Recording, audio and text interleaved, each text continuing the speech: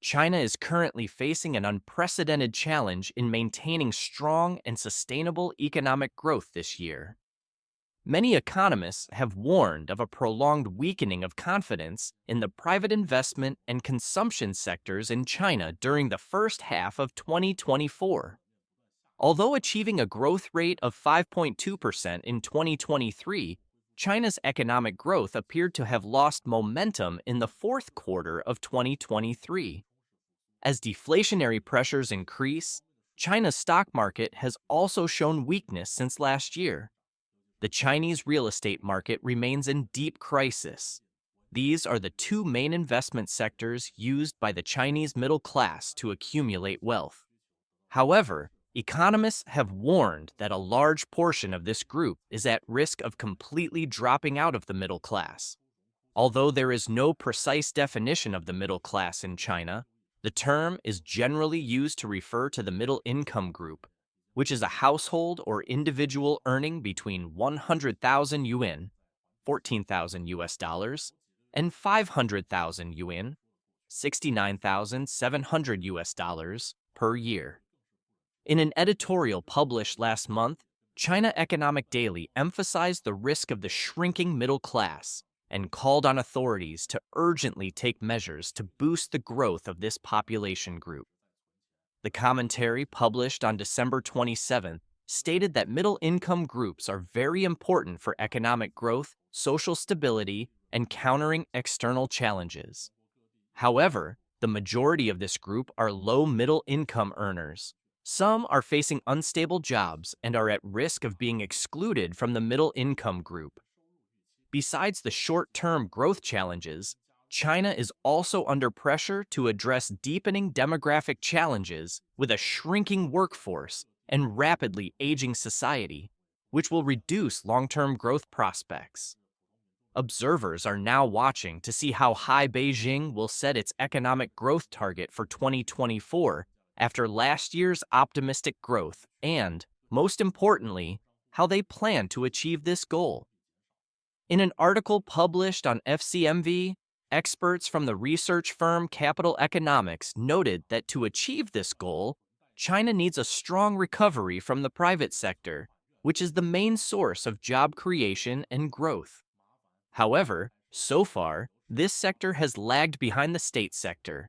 The People's Bank of China has announced it will cut the reserve requirement ratio for commercial banks next month, along with Beijing's major move to inject 1 trillion yuan, 140 billion US dollars, to rescue the real estate market through low-interest loans.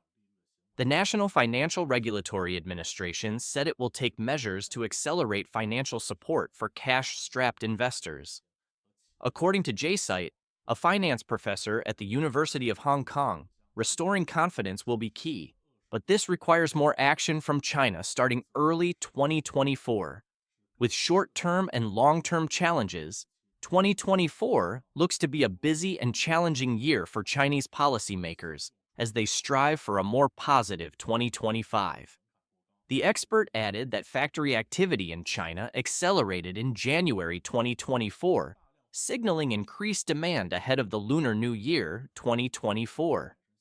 According to Business Forum magazine, China's National Bureau of Statistics, NBS, reported that the Purchasing Managers' Index, PMI, reached 49.2 in the first month of 2024.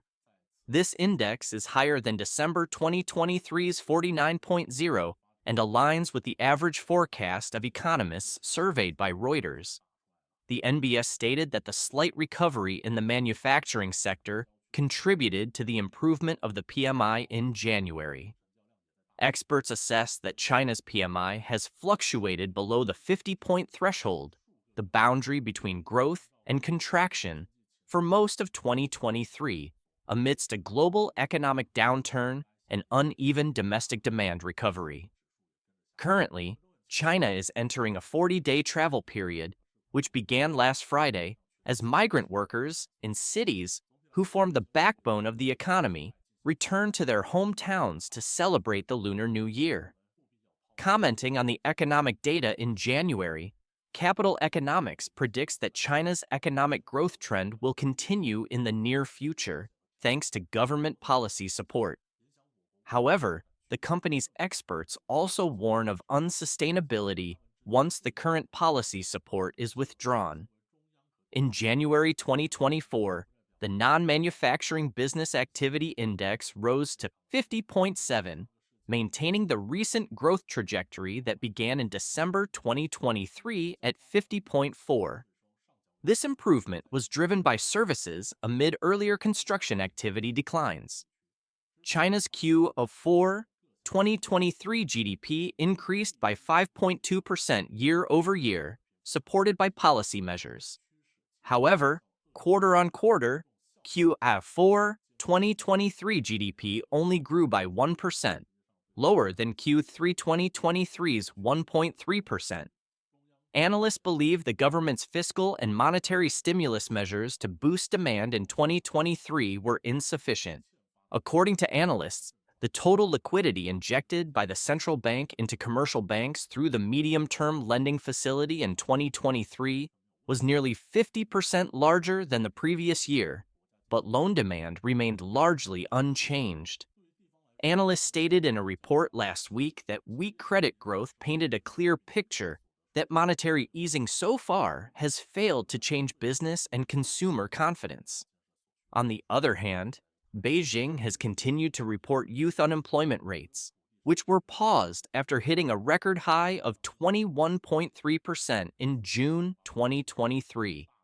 This rate was 14.9% at the end of December 2023, not counting recent graduates looking for jobs. Overall, the national unemployment rate remained stable at 5.2%. Lisa, chief economist at Off Economic, stated that although there are some positive signs in the labor market, it is still too early to assess the significance of the youth unemployment figures. However, many believe that the Chinese economy will recover more robustly compared to 2023. He Chu, senior economist on China at the Economic Intelligence Agency, mentioned in a note that the country's economic performance in 2023 has created momentum for the manufacturing sector in the first month of 2024. This expert pointed out that while China's economy has met its official target, it could achieve higher growth through a stronger response to the property crisis and greater commitment to the private sector. The Chinese government is expected to make efforts to restore domestic demand and enhance reforms amidst existing difficulties and challenges in the global economy. Chinese citizens are experiencing a difficult year with their assets eroding over time from the stock market, real estate, and wages. Everywhere they look, they feel the pain. According to Plummer, almost all Chinese are suffering from poor investments in stocks, real estate, and finance. Thomas, a 40-year-old finance worker in Shanghai, reflects on 2023 with lingering pain as his family's financial situation deteriorated significantly. His stock and real estate portfolio fell by 20 to 30%, while his salary also decreased by 30%. "It's heartbreaking," he shared. "The only thing that keeps me going is holding on to my job to support my family." Thomas is not alone, as most Chinese people are facing difficulties. The downturn in the real estate and stock markets has eroded household wealth as the world's second-largest economy struggles post-COVID-19. Many are also fearful of losing their jobs, and now middle-class households must reconsider their financial priorities. Some are withdrawing from investments or selling assets to save cash. Experts say real estate is the main culprit. The collapse of the Chinese real estate market is the primary cause of this situation. 70% of Chinese household assets are tied to real estate. Each time house prices drop by 5%, households see their wealth evaporate by 19 trillion yuan, 2.7 trillion US dollars, according to estimates by Plummer Economics. This could mark the beginning of a period of asset decline for many years to come.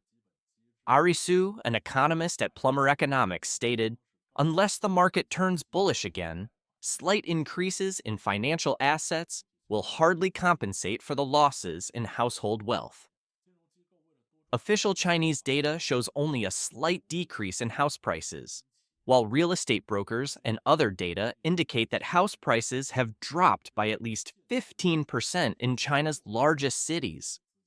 Financial investments are no better.